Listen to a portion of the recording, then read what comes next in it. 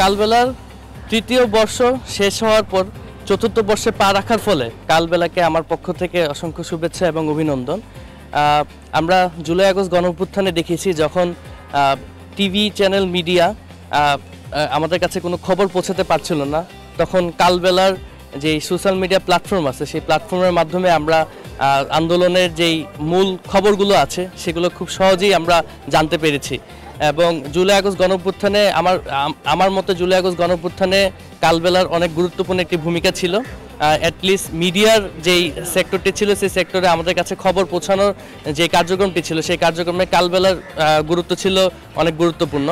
তাই আমার পক্ষ থেকে আমরা আশাবাদী যে কালবেলা এই নতুন বাংলাদেশ, যেই নতুন বাংলাদেশ আমাদের শহীদ এবং আহতরা স্বপ্ন দেখেছে, সেই নতুন বাংলাদেশ গড়ার ক্ষেত্রে কালবেলা অনেক গুরুত্বপূর্ণ একটি ভূমিকা পালন করবে এবং সবসময় বাংলাদেশের জনগণ, বাংলাদেশের মানুষের পাশে থাকবে।